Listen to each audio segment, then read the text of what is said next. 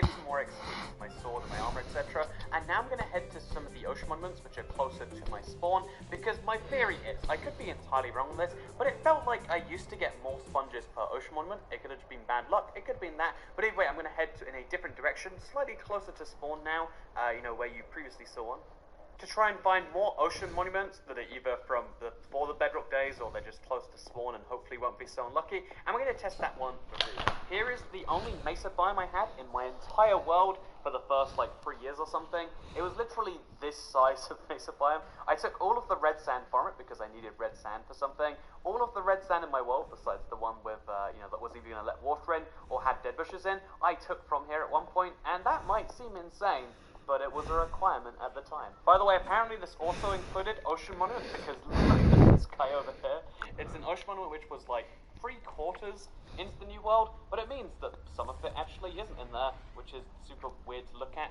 We should be able to just swim directly in and get what we want from here, which might be handy too, because all we gotta do is be like, okay, let's just break one block over here. I've got a new strategy now, by the way. The cool thing about these videos is they allow me to, because of my experience, actually learn, hopefully change up my strategy. So from here, you've got to swim around the outside until you can try and find any room with dark crystalline on the outside. If you swim around this part right here, there's a part of the ocean monument which is deliberately like kind of left blank because they couldn't fit square rooms in here. So if you swim around the outside, you'll see how some rooms have dark crystalline, and then when dark crystallines on the outside, you've got about a 30% hit rate of that, meaning that you're going to find some sponges. Also, this is such a weird ocean monument because of how it intersected with the world around it. It seems as though this was a bedrock thing based on the fact that there's a little air hole right here that you can see I'm standing in. Very strange stuff. Lots of weird things happen when you take console worlds over to bedrock, and one of those is this weird water that's visible from one side only sort of effects. And apparently, lots of weird things happen when you take console worlds over to bedrock, and one of those is this weird water that's visible from one side only sort of effects, and apparently ocean monuments that exist 3/4 in and 3/4 out. So weather's pretty good today. Summer be like that sometimes. Actually, while we're here, I should give the guide on how to actually fight Elder Guardians, because for me, I just swim in there and start spamming them. Like, that's useful, and it's a nice way to, I guess, flex is the word that we use today. But what you can also do is wait till the Elder Guardian puts his fins in, just like that, and then when you attack the Elder Guardian, it doesn't do damage. Obviously, he got them out just before I started attacking. By the way, I now have just under 600 sponges. As you can see, we've got 9 stacks of wet sponges and 2 regular sponges. We've got to dry out some more sponges because it's going to be useful for what we're about to do, because using water-breathing potions is usually handy and usually the recommended tip. But sometimes, if you're fast, or you're furious, or some combination of the two, what you can just do is we can mine into the sponge room, which I referenced in season 4. We could just swim in there, and then we can sponge it up, and that's basically the same as water breathing, because it's air. So I'm going to make a nether portal in the saddest mesa biome ever, and then I've also come up with, in my opinion, a fun way to draw out the sponges and show the progress of how much we've got to go. Because 1,000, as you might know, is exactly 10 by 10 by 10, or 10 cubed, and, Minecraft is a game all about cubes, so I feel like we need to use that fact, that statistic, to our advantage. Okay, so we know for a fact that when we finish a 10 by 10 cube of, these wet sponges, that we have officially got the 1,000 sponges we need. And given that every single one of these wet sponges has to be placed in the nether at some point, it seems like a pretty logical way to me to, measure this while also doing something useful at the same time. Okay, so as satisfying as this is / was to make, I want to show you how else you can dry sponges, or how you have to do it on Java. Because, of course, you probably know how, but I figured I'd show you a secret feature anyway, because who doesn't love secrets? So let's take our water bucket, drain it out, and let's grab the lava from that ceiling, and get rid of all this lava that's pouring over my stuff anyway. I mean, no one really wants lava pouring everywhere, right? I mean, at least I don't. Because here's a fun little secret feature that probably has no bearing on the rest of your life. So, when you put a lava bucket into the furnace, it will give you 100 smelts. It's one of the best things to smelt. But if you leave a bucket in the furnace bottom while you dry out a wet sponge, guess what will happen? It'll fill with water. We can now go empty that water, put it like, somewhere like, I don't know, just there. What a great place. It's only going to flood. Oh no, it's flooding the entire, well, that's awful. But like, we can now put the bucket back in there if we really want to, and guess what? It will fill up with water. So yeah, if you want to get water buckets, and for some reason there's literally no water in your world, and you don't know how infinite sourcing works, but you can get so much so many sponges somehow. Yeah, you know, this is falling apart already. But, you know, the pro tip for that is you can use sponges to get water. Again, really don't think anyone's going to need to do that. But just in case that's you, now you know. Okay, so we've got another ocean monument here, so I should be able to do all the things I did last time, but much, much faster here. So we break into what is just below the top layer, like this, I hope please. And oh wow, literally this time, we didn't even need the dot spring technique, but then you can see, boom, dot spring here, plus there's another chance for some over here as well. You could start breaking the sponges right now. We could be like, okay, we're just here for the sponges, we're going to take them as fast as we can, or as many as we can, before we get mining fatigue, and then you don't need potions at all if you don't want to use water breathing. But still, even with that in mind, it looks like we got 21 wet sponges and a few more. We got like half the sponge room taken, and since a lot of these only have one sponge room, that could be a significant portion of the total. And just like this, we're now free to grab all of the beautiful sponges for ourselves. And yeah, it's kind of a bit of a shame that there almost is a guaranteed like wait time in between when you get mining fatigue and when you can actually grab the sponges.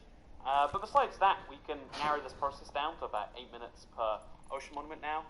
So in case you're like visually seeing how far through this we are, this is what our cube looks like. As you can see, it's significantly more than 2/3 done, or a little bit over 2/3, I really should say. Because you might remember that I built a giant railway track to, you know, take Elder Guardians from the ocean monument all the way to my museum, which, I mean, on second thoughts, probably could have just built something new around the ocean monument, but I think that this was a better idea. And pro tip, if you ever want to take Elder Guardians, you totally can just do that. But yeah, I have an ocean monument just over here, which I've never actually found the sponge before, or I don't believe I have at the very least.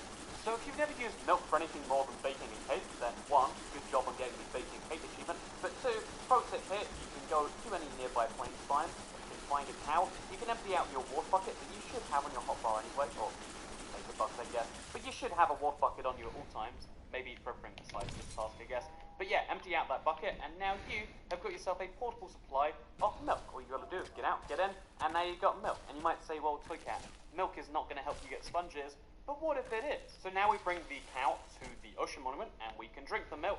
And we've obviously got a fresh supply ready for whenever we get Elder Guardian again, which should be another 30 seconds away, which means we can, you know, obviously get as many spots, apparently even faster.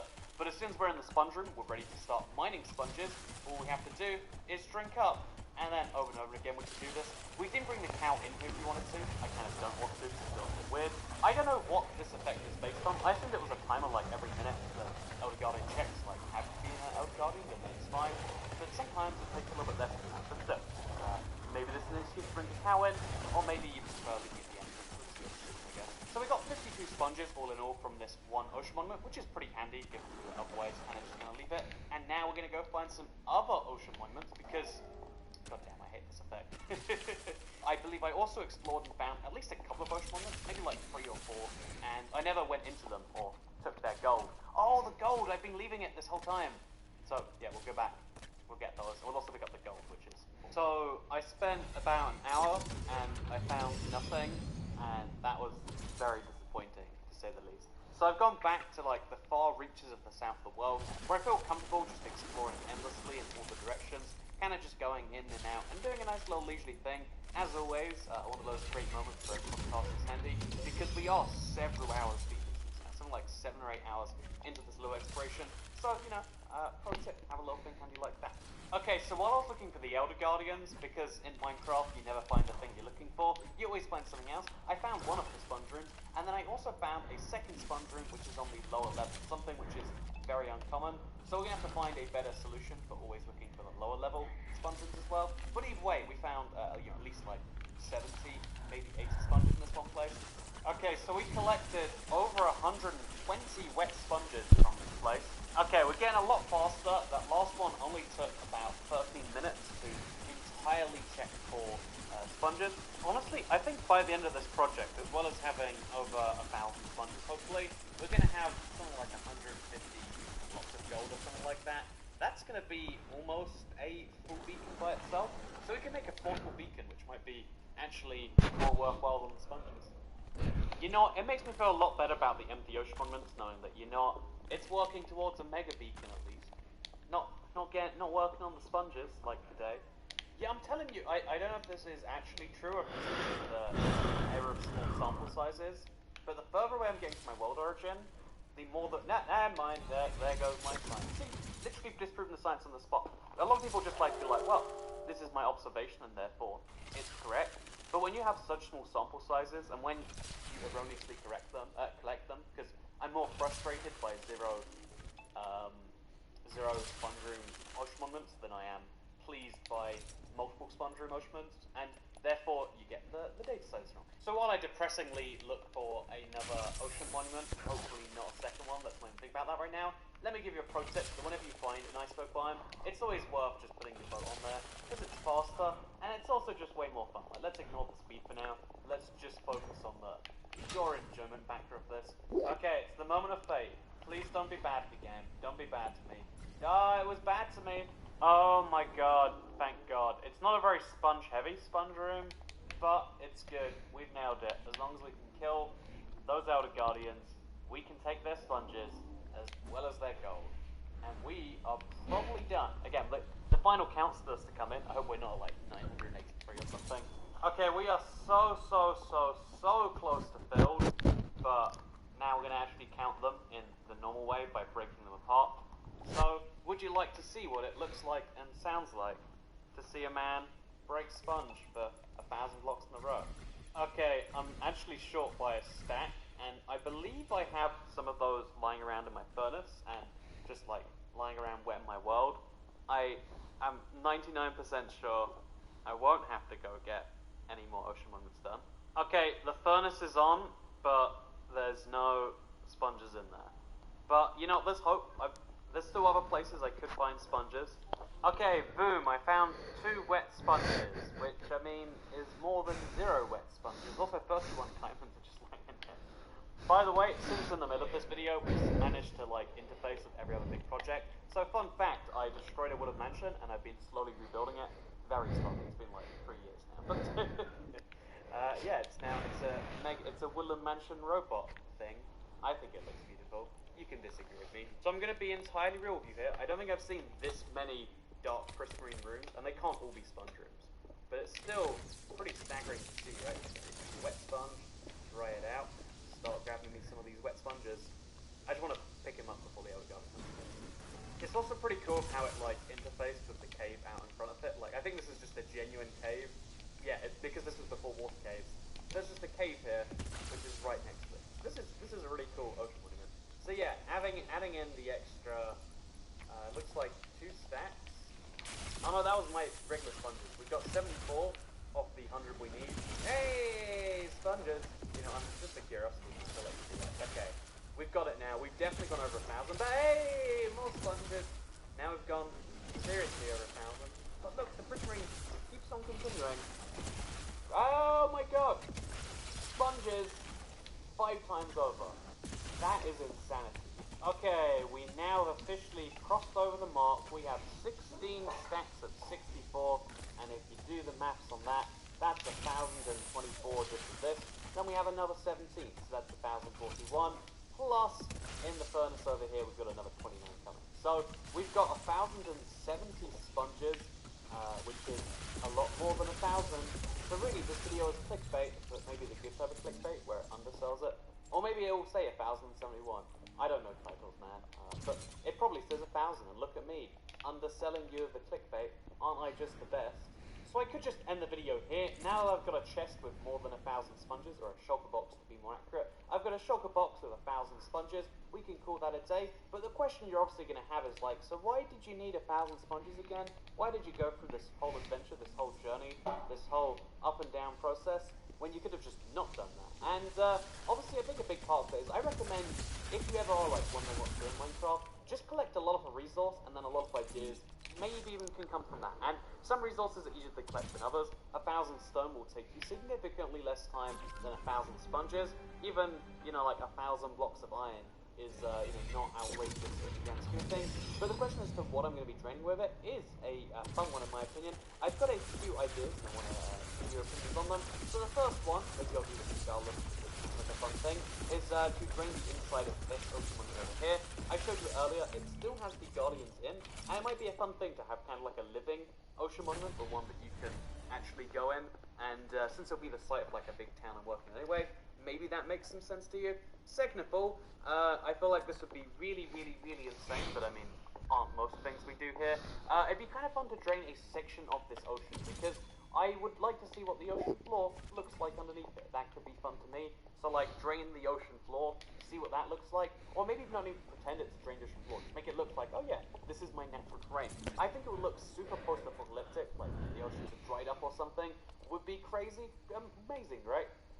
Also that dolphin is swimming in circles endlessly. Huh. But yeah, I think it'd be really cool if we just had, instead of this ocean right here, it was literally just, oh yeah, there's gravel at the bottom of the ground. You know, I don't like gravel, but I think it would look amazing to have this much of it, that low down. It wouldn't look like any biome out there, and as long as people didn't know that it was originally water, you know, like upon first glance you wouldn't. And that's always what I'm going for, like try to make an ocean look good. So would you like to see drain an ocean? Because previously the throughput is always limited by how fast you can smelt stuff, but when you've got 1,000 sponges, you can have a constant flow of smelting and reusing and smelting and reusing, and that should speed us up significantly. Let me know what you think in the comments down below, I guess, because as always, and I hope this video helped you in some way. I had a little bit of an adventure, a journey. You know, I learned how to most efficiently get sponges, which will really help me for any future boss runs as well. And also, here's the best bit. On top of that, I checked the number.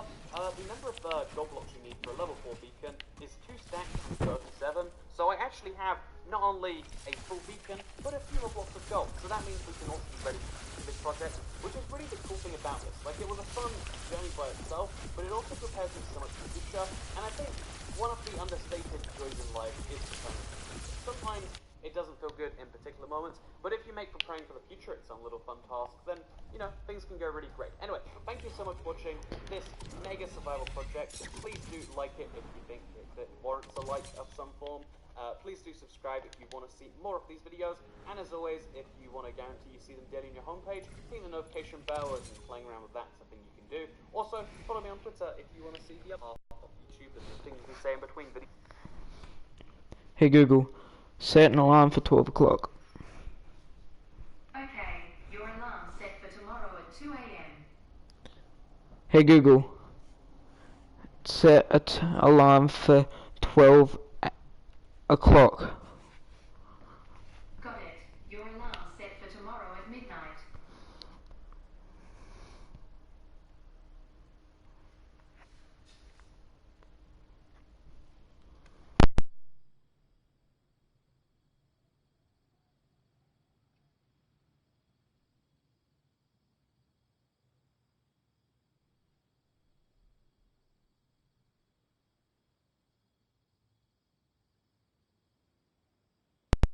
They're both actually called Minecraft. There's Minecraft here and there's Minecraft here.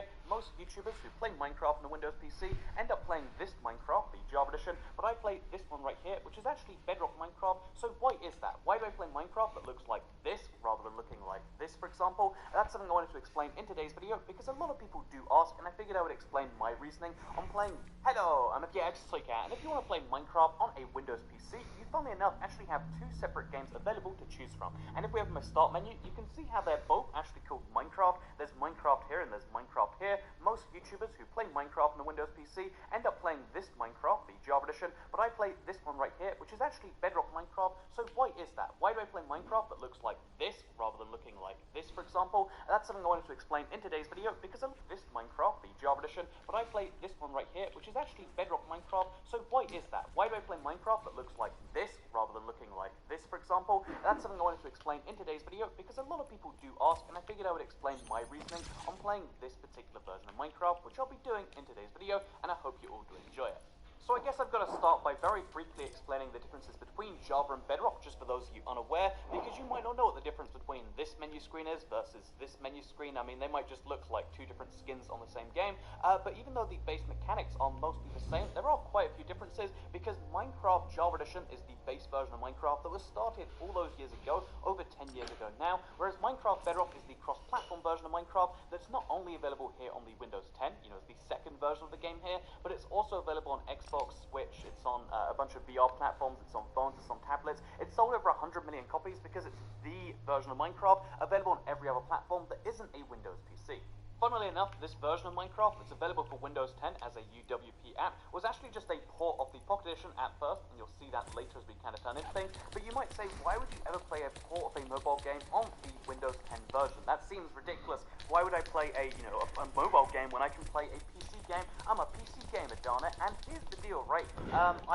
That does sound ridiculous on the surface, but let me explain why I think this version does have a lot of things going for it. And it's not just in terms of the development resources. It has a lot of people working on the game, and it's improving at such a rapid pace, especially compared to Java, but also because it has everything built into the game itself. But if I had to simplify it even further and kind of tally up what each version has going for it, I would say Java, of course, is the OG version of Minecraft. It's the version that has nostalgia going, because it's probably your first version. If you're a Minecraft fan, it was my first version, in fact, over 8 years ago now. It's the version of the game that you know and love that has that continuous progress, so being an OG is a big thing, but also having more features in lots of different areas. There are lots of Java features that have been very tricky to port over to C++, which is the programming language for Minecraft Bedrock. This includes custom world amplifiers, all these sorts of things. So there are more features, there is the OG factor, and there is the multiplayer factor. Java servers just objectively are better than Bedrock servers right now. You could argue they're different, but let's not even try and argue that in this video. Let's just say that Java has the big edge when it comes to multiplayer with strangers, when it comes to being, the nostalgic version, and also in terms of quite a few world option features. So what does Bedrock have going if it doesn't have multiplayer, if it doesn't have nostalgia, and it doesn't have features? What could it possibly have? So first of all, there's ease of use, and this won't matter to most hardcore PC players, but there are a lot of things that are a lot easier to do in Minecraft Bedrock. If you want to install a mod or an add-on as they're called here, it's literally one click in Minecraft Bedrock as opposed to downloading Forge, downloading the thing, hoping they're compatible, sometimes they're not. Everything's much easier, it's all very one click. Even things like skins, for example, if you want to change your skin and be a toy cat like me, you can do that inside the game with the game's things. There are free skin packs, but obviously there's a paid element to that. But the fact that it's easy to switch between Alex and Steve even, or any of the free skins that you might want. You want to be a crocodile like Echo, you want to be a squid, you want to be a Viking girl or a Scottish girl. I think she's Swedish actually. Yeah, she's Swedish, Alex. But if you want to change your skin on the fly, you can do that, and that's pretty cool, right?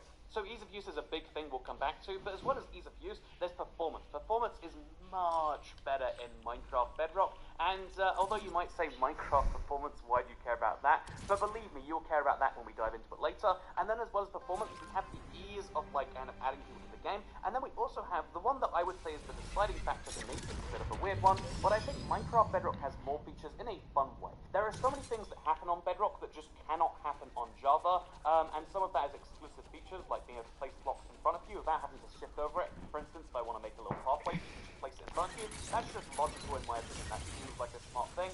There's the fact that world generation is so much different, more diverse, and better in my opinion. So for instance, you can find mushrooms inside a swamp. So for instance, you can find villages crossing multiple biomes, even ones that sometimes they're not meant to. I have jungle villages, swamp villages, and regular villages here. All of these little things can spawn in much crazy circumstances, and I've been on many times in these countries how this can go crazy. But yeah, when it comes to features, I would say Minecraft Bedrock has a more fun version. They might not have better world generation features if you're making a custom world, but in terms of if you're just playing on a random world, or just playing in general, I think you'll have a better time with Bedrock exclusive. But again, for a separate video, we can talk about that. But I'm not here to talk about all those exclusives. I've done that before. I'm here to talk about why if you're considering switching to Java Bedrock, why that might be a good idea. And we're going to start with performance, because this is one of the things that really does, convince people that, oh yeah, why do you need to switch to Java Plus? There's been so many resources already wasted if you think about it as, two versions of the same game. But one of the big benefits of switching from Java, a very archaic language, to C++, is the performance increase. And you might say, well, how do you even measure performance in Minecraft? And obviously, in terms of FPS, you can get 60 FPS to play Minecraft. You might have to change the settings, but the point is, on Bedrock, you can change the settings to absurd levels and you still get the same performance. So, in the base Minecraft Java game, max chunk render distance is 32. If we look over here in the video settings, you'll see how, render distance, we can set that all the way up to 72 is what it's guessed my GPU is capable of, and 72 I'm going to give you the maps right now, a lot more than 32. In fact, more than double, and because obviously that's from each direction, that's more than 4 times the Minecraft world visible in every direction, which is cool when you think about it like this. Like, look how far we can see, but then consider that one, like this is way underselling it. Like 32 might lag your Java edition, and 72 won't lag your Bedrock edition, but saying it that way doesn't sound so impressive. So what I'll tell you is you can actually change your options.txt file. So this sounds complex, but if you're a Minecraft Java player, you'll know exactly what this is. This is how you have to, modify Minecraft Java files and add mods and text packs, etc. But what you want to do is you want to go to your app data, you want to go to local, you want to go to packages, Microsoft, Minecraft, UWP, local state games, com.mojang, then go to Minecraft PE. Again, this really is a it started with Minecraft PE, then became the Universal Minecraft version, and then go to options.txt, open this up, and you'll get a little notepad file looking something like this. Go down in this text file until you see GFX view distance, and you can set this number to anything you want. Obviously, eventually it's going to lag, but bear in mind that 32 times 60, 480, is the max you can do on Minecraft Java. We can set this to literally 10 times if we want. I don't know how 4800 will actually go, but let's set it to 10 times, and then let's restart our game. And you'll notice how now if we go to the exact same settings, instead of saying 72, the render distance is set to 300 chunks. And I think 300 is way over what you should be setting your render distance to, but this is mostly for if you want a screenshot or if you're okay going down to, I'd probably say this will eventually dip us to 30 FPS as the chunks load in. But yeah, now the game won't just stop when it hits, 72 chunks. It's going to load up to 4,000 blocks in every direction. This is effectively Minecraft 4K, right? But if 4K refers to the render distance, it's crazy, it's insane. Like, the game has to still render in every chunk individually, so you can see as you're looking at it that, like, yeah, these chunks are slowly coming in. We're only just hitting now about 70 chunks, so we've got a lot more to go. That's the coolest bit. So for a full comparison, here is the Java edition with its maxed out render distance at 32 chunks. To prove that is the max here you can see. Again, you can increase that with other tools. Optifine is usually recommended for that reason, but this is the max the game does by itself. And even on my fairly high-end PC, I would say, you can see how, like, yeah, this isn't fast. This is the game's struggling. The game's struggling so much, in fact, that it hasn't loaded in chunks in some places. But this is what the game can do by default on Java, whereas on Minecraft Bedrock, look how much Minecraft we can see. We can see so far. And because it's circularly done, it's not square, it actually looks beautiful and realistic too. That's the amazing thing. And realistically, again, you don't need to see 4,000 blocks. We have to go so far above the world height, which we can check, by the way, using the show coordinates tool. Because again, another thing that's kind of like messy outside the game is within the game here, press show coordinates, and you can see coordinates within the game. We can see we're at 503. This is almost the max you can get when you firework yourself up. This is the maximum you could ever get in survival, and even then, you never would do this. And yeah, from down here, obviously it looks much more reasonable, but the fact that it does render in all that just to make your normal views look amazing is stunning to me. I love looking at this, and maybe you do too. But again, once you go to 4,000 blocks, things are a bit laggy. How about we go a bit more reasonable? We turn things down to 2,000 blocks or 150 chunks. Let's not go too crazy. Or just for the sake of keeping it within the game's render distance, I'll go for 72. We're going to see so much just fade away, instantly by the way, and now again, everything's just fine. So yeah, you can sacrifice a little bit of performance to go crazy high, or you can have insanely high render distances without any sacrifice in performance whatsoever. And performance is one of the big reasons to say Minecraft Bedrock, but we're not here to talk about technicalities. A lot of people watch my videos, they don't care about the technical side of things. It's playing on an Xbox One X that isn't even upgraded. Here is another extreme example if you want to see it. As you can see, we're in the end, we're at the main end island, and just over 1,000 blocks away in each direction are the end islands. You're meant to get there by portal, and it's a really absurd journey to do it by hand, but the fact that you can not only see across the endless void, but you can actually get definition of what's over there. There's an end ship over there, for example. We can see there's some small end islands, but there's a big one over there. We can see really far across because that's how far render distance can go, and this is without even breaking a sweat. Again, just to clarify, I can have one of these end crystals in front of me, I can see the ends behind me, and the game still runs just about fine. There are some issues with the performance side of things in my videos, I would say, without any doubt, without any uncertainty. For people who aren't necessarily playing on performance, the performance is one of the coolest reasons to equip, and I feel like we have to mention it first because of just how staggeringly different it is, because that's the point of switching versions. That's one of the big reasons you can make, from when they do the game like this, it makes it so much easier to increase performance and makes it so much easier to work on the game in future for, eventually for add-on makers, map makers, etc. And also for anyone who wants to, make their own source features. And also it means that if they want to have more, performance consuming things later down the line, then it'll be fairly easy to add, right? And that's the cool thing about the game. So yeah, basically as far as performance goes, I think we've kind of explained much better. It goes without saying, right? And maybe it goes without saying that a mobile game performs better on a PC than a PC game does, but now, just in case you didn't think that was obvious, now you do know. So let's talk about one of the other big advantages, which is multiplayer. And multiplayer with strangers is definitely better on Minecraft Java. If you just want to hop on a server, play some random games with people who are not you, that's much better done on Java. There's no argument that the Bedrock version is better. Although, for what it's worth, in the same way as the entire theme of this video, it's very easy to play multiplayer servers. You don't even have to know the URLs. 5 of them are built into the game itself, so you can literally be like, oh yeah, I want to play any of the 5 biggest servers. It's not actually the 5 biggest servers. There's a really big Chinese server that I've covered before, not on the featured server list, because there's a revenue sharing agreement in exchange for this. But long story short, if you want to play CubeCraft and you hear about their Skywars, or you want to play the Hive and their new SG update, or you want to play a server that used to be Lifeboat and has now devolved into some role-playing server, then you can play all these things from the main menu. Also, you can add your own servers like normal if you want to, but if you don't care about that, then easy. They're literally one-click options, and that's the kind of theme I'm going to talk about with multiplayer. Because if you want to play with people from any other Minecraft platform, remember how I said it was universal? All you have to do is not be an antisocial loner like me, turn your invite-only settings to friends, or if you like your friends of friends, which I never do, you can turn it to friends of friends, but we can make it openable to friends, and then we can just join the game. And now anyone and everyone who's on my friends list is going to be able to join me. And obviously, this friends list is based on Xbox Live, which is the same system you might guess is used in Xbox, but it's the same version, actually, system used in every single Minecraft Bedrock platform. If you have a friend who only has an Android phone because, he believes that video game consoles are a ploy set up by the government to watch us all in our homes, so instead he gets himself a phone made by a Chinese company with a camera and a microphone attached. If you have a friend like that, then he can join your game too. Anyone on any platform, as long as they've added you on Xbox, can just see your game available to join settings. And in case they're not joining, they're being sad like that, you can literally invite them from within the game itself. There is, again, rather than having to go to the open LAN server, having to make that LAN server an open server, hoping to get someone to join, who can only join if they're on a Java edition, by the way, because Minecraft, Bedrock is universal, we can take anyone from any version. This is Minecraft, Xbox, I believe. This is Minecraft on a Windows 10. This is Minecraft, again, I think these are all Xbox people.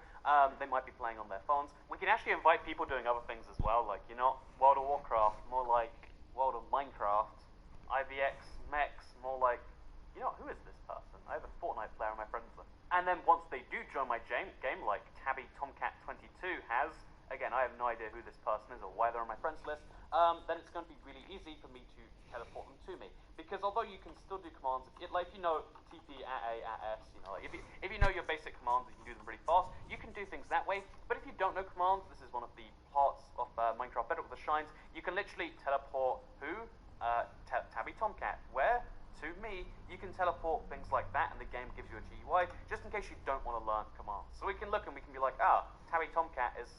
What even is this skin, actually? So yeah, you can invite people to your game very easily, and obviously in a creative world, there aren't many, fears of, having people creep, but if it is a world you care about, rather than having to worry about, what are they going to do with this, you can actually set people's permissions individually. You can be like, oh yeah, I trust the froggy fella, he's a good guy, he's even a moderator in my streams, if you don't know. I can make him an operator, but this Tabby Tomcat fella, I don't trust his skin. We can make him a visitor, so he can't build, he can't mine, we can trust him to open doors, maybe, except, what if there's TNT in those doors? We can give him those abilities and the ability to attack mobs, but not the ability to attack other players, or to open containers and maybe steal stuff.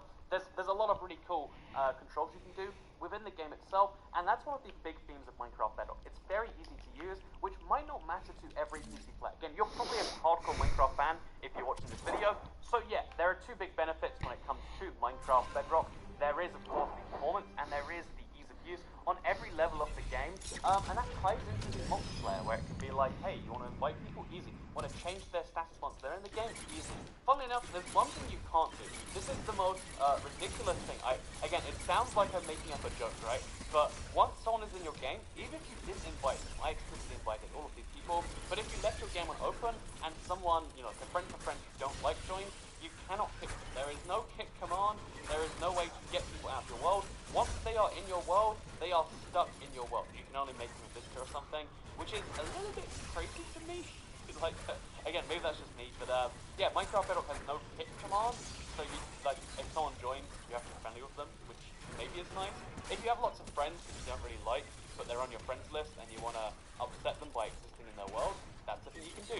The only way they can kick you out is by leaving themselves. I think is a bit of an overreaction. And yeah, now you know there is a thing like that. Also, another thing that's worth knowing about, because the funny thing is, again, the game's very easy to use, but then if you're willing to dive into it, there are some cool features that you can unlock. So you can actually go to set max players, and you can set the number of players that you want maximum in your world. You want 2 people only, you and 1 friend, easy. You want 30 people in your world, it's not recommended. You can totally do that, and I think that's cool. So yeah, as far as features go, 98% of what you recognize from Minecraft Java is going to be here in Minecraft Bedrock. There are some, notable exceptions, and again, we've made whole videos about the things Bedrock has exclusive and Java has exclusive that I recommend checking out if you want to really deep dive into that. But 98% of what you recognize is going to be here, but in slightly different forms. The, if you look at the creative menu, it's entirely different. For example, you've got like 3 ways you can even show it off here. But the creative menu, it's going to be different. When you want to do some crafting, which let's say you do, that crafting is going to work different. All of the features are here, but sometimes they've got some slight differences to them, and it's worth knowing about just so you can understand how other platforms work. And although I would say they're definitely compromised for, again, this isn't an ideal menu for PC. 4 tabs is not enough to store everything Minecraft has inside of it, and if you want to see all the items, it does have a search tab, which is nice.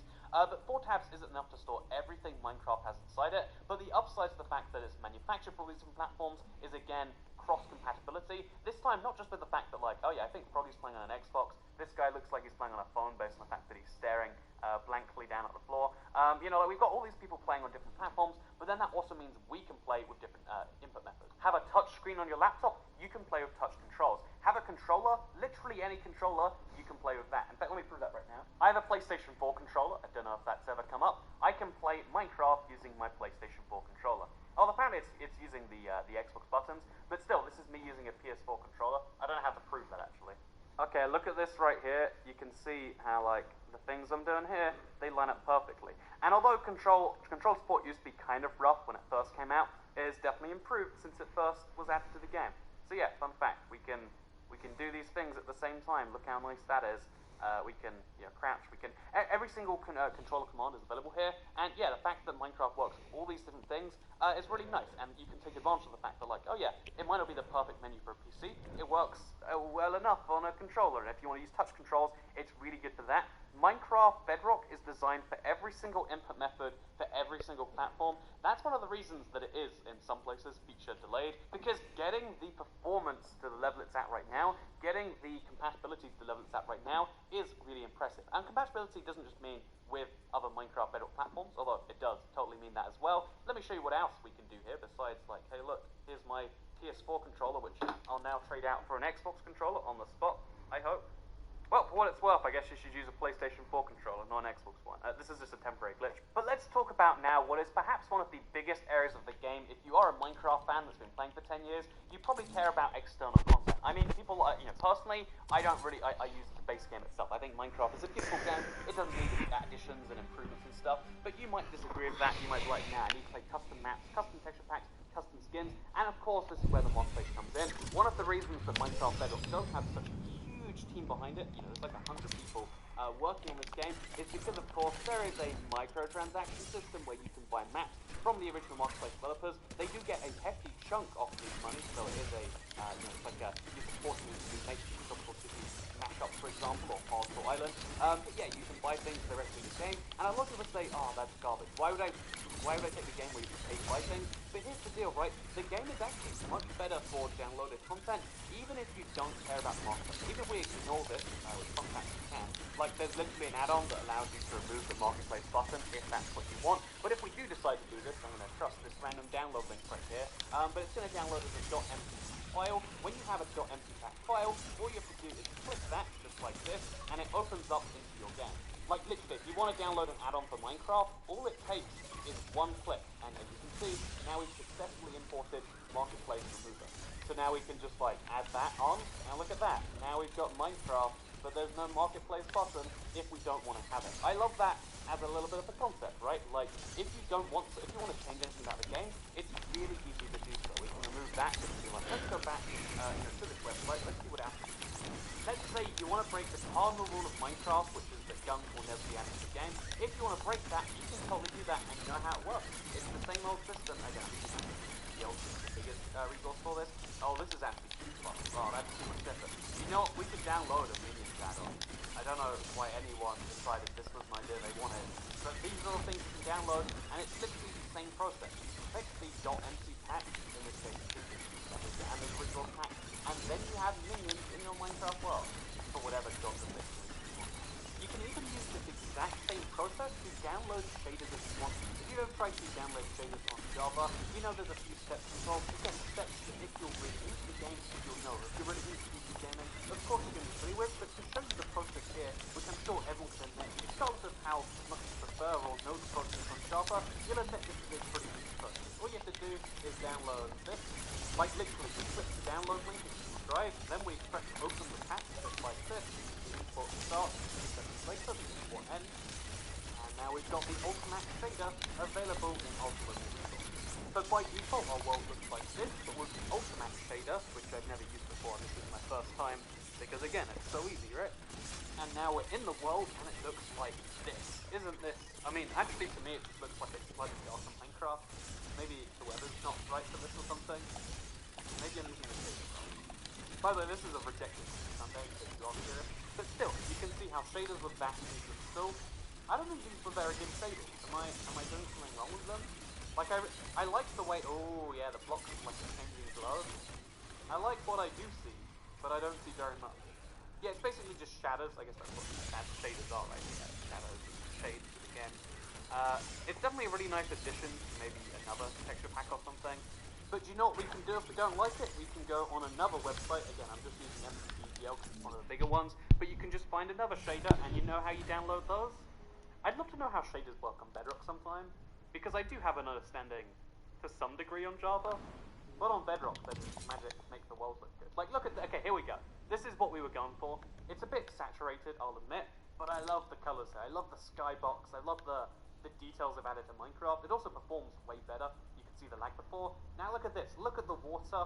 Look at the world. I think it even has the same like colors on the blocks. Yeah, look at this. Like, this is a beautiful upgrade you can make to Minecraft. Maybe not super duper graphics good, but the fact that it's literally free in one click, and even your grandmother could do it if you gave her a mini tutorial, that's a fact that I think can be celebrated. That's a fact that I think makes this really cool. And again, it's one of the big reasons, that like I would say modding and maps and downloads and everything is much easier on Bedrock. For every single thing, everything that has a paid option also has a very easy free option. Oh yeah, isn't that beautiful? Isn't that what you want in the world? The sun is in the same place. But still, isn't this what you signed up for? By the way, I've never been comfortable with this, but like leaves slow in the wind. And I mean, not that there is wind still, so. Do you like this, or does this make you deeply uncomfortable too? Every shader pack I know does it, but it's like, leaf blocks can be blocks. They don't need to shake visuals. They're not made of specific. Maybe your dream in life is you want to replace the Minecraft menu screen with a Will Smith texture pack. Maybe you want the sun to rise over your world as Will Smith. As you can see, with one click of one button after one download, we now have Will Smith. We have to be really quick because it's copyright strike to use it, but still, isn't that wonderful? Okay, I had to mute the audio because it does play Will Smith song. But yeah, fun fact, there's a texture pack where everything is Will Smith. For whatever reason, you might want that. You can get that, and isn't that beautiful? I don't know, isn't that beautiful? But the point is that it's very easy to download these things. And again, this is just the easy thing. But the fact that everything's very easy when you want it to be is great. So let's say you want to switch over to Bedrock. Maybe you're watching this the argument. Maybe you want to actually know, okay, how do I best switch over? Well, first of all, again, there's a few things you want to get used to. The biggest one, in my opinion, is the whole thing of like bridging in front of you. That's going to help you in any situation, because going out from like this faster gives you more situational awareness. It's just a better idea in general. Second of all, and you can switch back to control before we talk about what you can do with Will Smith kind of distraction. So yeah, if you're up against Minecraft for the first time, one of the things I recommend is going through the video settings. First of all, there's a lot of things that are default, for instance, the that I don't necessarily agree with, but you can change a lot of things to default, the things you might prefer. So the FOV being 60, I know a lot of PC gamers like that way higher. Even 70 is being popular by some people, so raise lower that as much as you feel is good. Just in case you don't know, FOV is still the view. It's been on screen at one time. The reason that it's generally so low is because on phones, like Windows reasonably low FOV, and on consoles you're usually quite far away from the screen. But when you play a PC game, you're usually quite close, so it seems more natural to have. Again, 70 like or 75 is what a lot of people might like by default. But you can go as high as basically so if this is how you think a game should look, and you do get a competitive advantage from it, then you can probably do that and use that. Second of all, again, get used to the control. It's so much harder to work with blocks when you use the higher FOV. So you don't have to turn it all the way down. If you're one of those guys who's like, I hate doing things, let's go down to 30. Yeah, this is my sort of game. It looks like we're doing game like we're optifying it, but no, this is the game. But second of all, something you might not like is screen animation. I personally do like it, so that's where, when you see this kind of pops in from the bottom of the screen, you see that coming up and down from the very bottom of the screen right there. If you don't like that, if you prefer, instead of smooth transitions, if a kind of bedrock thing that you're working on, you can turn it off if it feels unnatural. Also, one other thing third is that there's two options for the wide scale. There's 0, which is the default. This is set up again for mobile phones. You might be able to tell by the full-on quickness of those things. Turn this down to -1. It's still big, in my opinion, and in the opinion of most players, but it's the smallest you can get. Even if you modify the game file, it won't go below -1. Why is there not any more than that? I don't know. Well, there's even another UI profile thing. More like a phone thing, that sort of thing. I don't think it is. Also, if you like having time settings, the editing, I have it like that for videos. I want all my Minecraft bedrocks to look the same. You can change that up and down if you want to. Water jump is surprisingly, I believe it's turned on by default. You might want to turn that one off, or you might want to leave it on. There are some advantages to it. I don't do it. Sometimes I feel a bit messy with that, but it's pretty cool. Also, you can turn on full keyboard gameplay if you want to, actually not use your mouse at all. Again, let's not be cool options you can dive into. There are more options, I would say, on the whole in Minecraft Bedrock, and a lot of these are quite useful. But if you want sprinting, do not turn up your FOV, looking at walking, and now I'm sprinting. Can you tell the difference? You can't, because so much of sprinting is FOV. You only actually go 20% faster. It's the FOV that makes you feel like you're going faster. You want to have that on? Again, lots of wacky settings. I would say dive into these, like get used to what you want, what you don't want. But just in case you want to see my settings, go, you know. And then as far as getting used to the game itself, I would say, typing into search things like this, it's really good when you want to find something. But for your first part of the game, it's worth trying to work out what goes where, because there's 4 settings menus, and they're still a bit counterintuitive to me, but now, the more you use them, the better you get with them. Like, oh yeah, everything has a category, and category stuff comes. So this is all the stuff for combat, basically. It's the combat tab. This is the stuff for, like, kind of, like, working around the survival tab. It's just great that looks kind of confusing. Then there's, like, mixture, and then there's building blocks and things kind of like, again, the distinguishing factors between the tabs is sometimes confusing. Like, I would argue that snow and wood are building blocks, but again, because they're not natural building blocks. But why is gold not natural then? It's not made as natural. But then, like, why is the wood stuff here? Because I have to make it? Because if I have to make it, surely it goes in this tab. Again, I think this is well overdue for a recall, but it's worth learning the system. Because typing in things every time can slow and intimidating. Besides that, another big improvement, I know you might watch my Teach Monday series, but I'm going to recommend something here that goes against that. I'm going to recommend something against my own interest, because I think it is quite cool. If you, when you type in the seed, unlike on Java where you can type in line, you can actually pick from a bunch of default seeds that will definitely spawn you by an ocean monument, or by a mushroom island, or of an epic jungle, or, like all these different things. I mentioned it, I think the fact that Minecraft is by default is quite cool. Again, more and more of what was done outside the game in Java is done inside the game in Bedrock. Even the Java target system with the rest of them came from Bedrock first of all, and I think that's pretty cool. They're trying to make the game more like a standard game in other kinds of things, and although that does, of course, include, like, there is a marketplace, there are transactions, if you want to do it that way, and that does include, like, building multiplayer with, again, some of these servers have loot boxes if you really want to think of it that way. But, there are some downsides in that front, but the game is wonderful, and if you consider switching over, at least give it a try, because, yeah, Minecraft Windows 10 is improving at a seriously rapid rate. There's an update every couple of months, which is quite interesting, and, yeah, that's why I play Minecraft Bedrock on my channel, and also if you go to Xbox, which is my primary game platform. So now you know, guys, now you have watched the video, let me know what you think of it in the comments down below, because that's what comments are meant to be for, right? You can, oh, by the way, if you're going to play a multi-platform and you want to have the same world, you can actually put it in a round and then have that same world. Just in case that's not what you want. It's really not. It's not a big problem. Anyway, that said, thanks so much for watching. Hope this video encouraged you to at least consider switching. My whole point is like, you know, I play one version of the channel. People are always asking why don't I play job missions like every other YouTuber, and because I don't make my decisions based on what everybody's been doing. I think a lot of things are right. Like, what other people think matters, but you shouldn't go with the crowd because they are the crowd all the time. Making your own decisions is important in life, and hopefully it can encourage you to do it. And maybe if you're making a decision, maybe you can subscribe with notifications turned on. Look, I'm such a great YouTuber. I'm telling you to hit that bell, right? Yeah, this is good. Yeah, thank you very much for watching. Bye.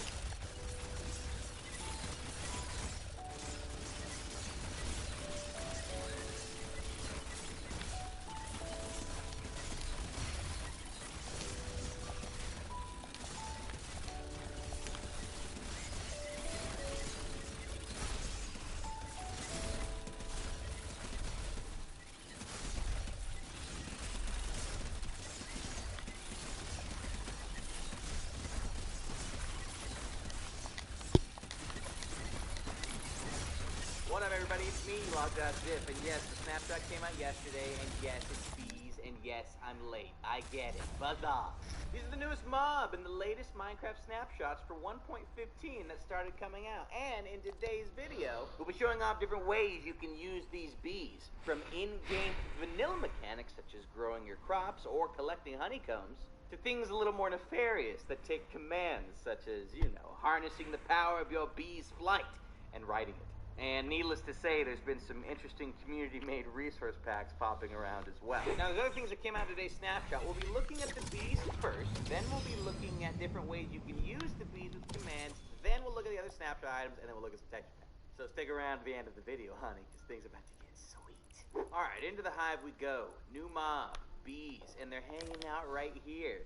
These guys are enormous! Bees will normally spawn in groups around bee nests that can be found nearby trees, hanging out in plains, sunflower plains, and flower forest biomes. In addition to that, every once in a while a tree has a chance to actually grow a bee nest which contains bees at random. Now again, if you leave them alone, bees will mostly be friendly, but they will attack if provoked, and they will poison you. So we've got this testing room to show you exactly that. Inside, bees.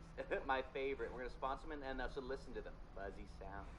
Buzzy little boys. There's even little baby bees that you can find every once in a while. Attacking one, though, will cause all of them to get very mad at you, and they'll all begin to sting you. Oh my gosh! Alright, we're getting out of here. Eee! Guys, it's okay, please. Oh gosh! The little baby bees are enormous! Please, but once a bee stings ya, they'll lose their stinger, and they will eventually die. Kind of sad. You'll be able to see that here in just a second as they all start biting the dust. They'll eventually lose aggro on you, however, that does not matter. If they've lost their stinger, they're going bye-bye. See, listen, do you hear them? Oh god. Okay, well this one's just dumb. Let's move on for the time being though, huh? Over here we've got some crops set up alongside this new block. As you can tell, they're very quick to break, and you can break them with any tool, but if you want to actually collect the nest, you'll need a tool with silk touch on it, and then you'll get the block in item form. Breaking it with your hands will cause it to break. Nests can hold up to 3 bees inside of them. Hey Google, Bees will go into stop. nighttime because the bees don't like night. But one thing bees do like Hey Google, flowers. stop. Slowly approach these different flowers. The longer they hang out around the flowers, the more chance they have of collecting pollen from the flowers. And when they do, you'll see a slight change about the bees. They'll start to drip with particles, little pollinated particles. Now, when a bee flies over any crops that are growing, it will actually... At Huawei, we believe technology should be open and available to all to make all our lives better.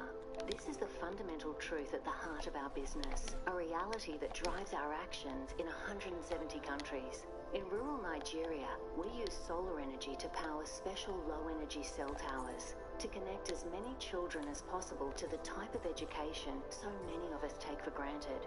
In Central America, we connect AI and digital sensors to listen to the rainforest, to detect detect illegal logging and to help protect some of the Earth's most threatened species. And we're using AI and augmented reality to help deaf children who struggle to read, creating StorySign to translate books into sign language, with the hope of helping 32 million deaf children around the world.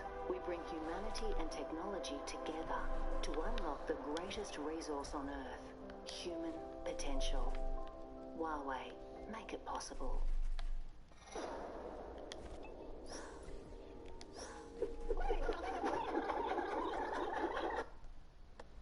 Really cause the crops to grow faster. In addition, the bees will take the different pollen types over to their nest and will slowly fill up the bee nest. As you can see, there's actually one of the bees inside this nest right now.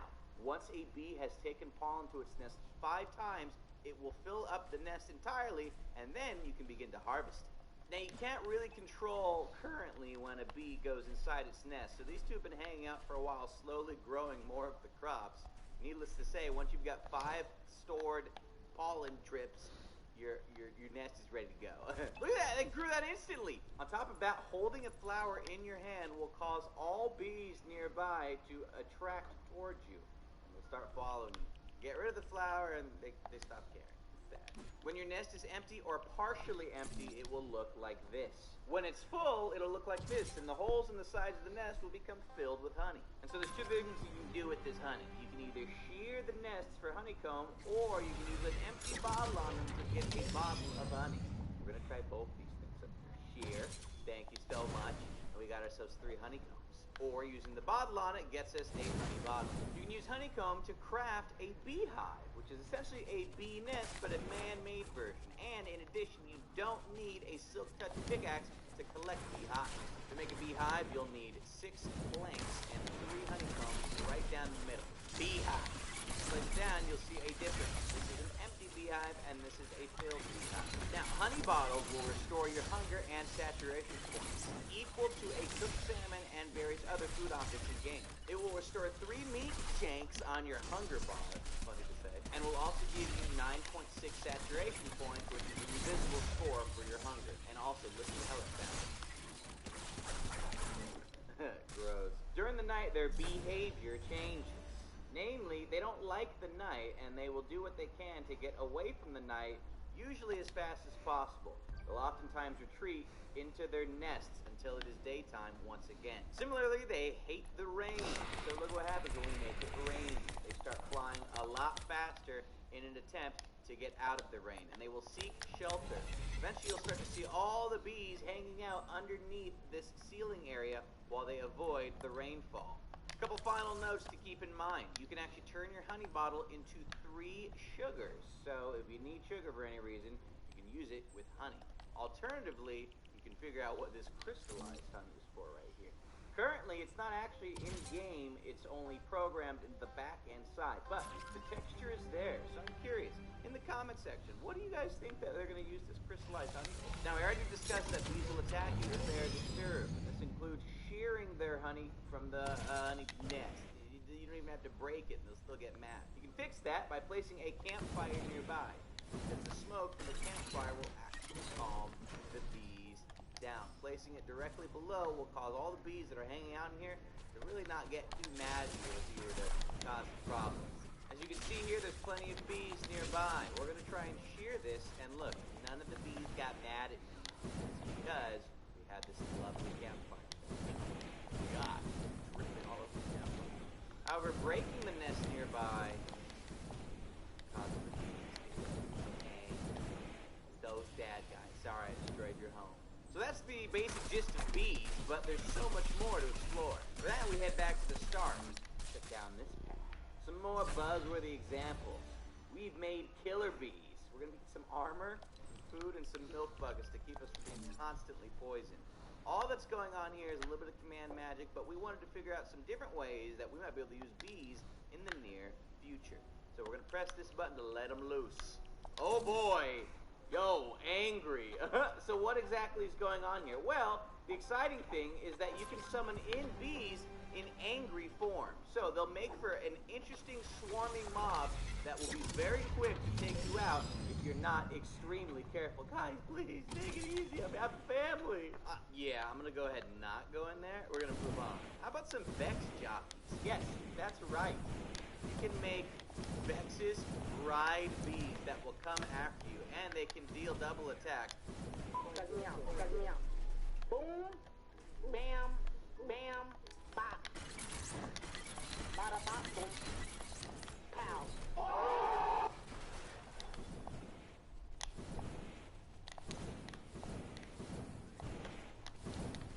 However, the AI is a little bit wonky for the time being, and man, that guy is thrilled to be on this bee. Let's hear him. Let's summon a few more for good measure. Oh my god. Okay, now they attack. Guys, easy does it. Oh, the sound. Or heck, maybe you should add a nice saddle to a bee. Now we can ride. Ein. Now we can. Ein. Here we go, baby. This is what I'm talking about. We're riding on bees. And man, this guy moves really fast. Now, you wouldn't actually be able to do this in game normally, but with commands you can. It looks a little silly, but hey, Flight of the Bees, right? Flight of the Bumblebee. I think that's the name of the song. It's a real song. Look at that. Whoa, I attacked the bee by mistake, and now he's forever flying upside down. Ah! Oh! He killed my invisible pig. Now, we want to cover some community creations using the bees, but I wanted to quickly cover some of the details that came out in Snapshot 19W34A. Don't worry, there's only really 2, so this won't take long at all. First, dispensers can now store water in glass bottles. So we've got a bunch of empty glass bottles in here. If we activate this dispenser, you can see that one of them actually got filled up. Now, the behavior is currently a little bit wonky. Sometimes it will shoot out the glass bottle, sometimes it will shoot the glass bottle inside. It's really kind of random for the time being. I'm sure they'll fix it in the future and figure out how it works, but actually, I'll tell you what, it looks like sometimes it'll fill up a glass bottle, and then that bottle will go inside the dispenser, and then sometimes the dispenser will shoot out that glass bottle, so your results may vary. But with that in mind, we can now make even more automated brewing stations. Check this out. This is a very light system which will actually fill in the brewing stand with water bottles of choice, namely with glass bottles of choice. So all we have to do is press this button to fill that water bottle, and then look, it instantly got dropped into the brewing stand. You have to combine this with various other blocks to fill in all the other items. The other major change today comes in the form of the coffee state, which is more back-end technical that can use the loot tables. You can now make it so that the block state is stored in the dropped items. So we've got an iron pickaxe here and an axe. Throw away some of these water bottles, and look what happens. We're going to break the lamp right next to this redstone block, and we're going to place it somewhere else. You can see this is a regular pickaxe, no enchantments on it at all. However, when we place this back down, the glowstone lamp will still be lit. Interesting stuff. You'll be able to use this to modify the states of blocks without needing to worry about the tool you use to collect said blocks. Same with the stairs. Normally the way stairs are placed depends entirely on the direction you're standing when you place them. Now look, notice these stairs are not stacking in any way. That's because they've got the data stored within them. And look, place the stair there. Even though we were facing this way, the stair still went the other direction. See, the story continues. It does not matter what way you're facing, the stair will always remember the state it was originally kept in if you happen to keep the copy state function involved. Alright, now let's show you some beautiful community creation bees. Quick question for you guys. You like jazz? Look at this guy. Oh, gosh, nightmare fuel. This is known as the Bee Source Pack, and it's filled with lots of Jerry Seinfeld. Right. I'm gonna let them do their thing over here, but as you can see, once Jerry Seinfeld has gotten his share of pollen, the texture on his face is changed. Just by, oh, you know, a little bit. I've never seen a more satisfied face. Now, that last texture pack was courtesy of Deck L14, and this next texture pack comes from another fellow Minecraft creator, Madeline Louise. She brings us some color to our bees. Rainbow Bee Buddies.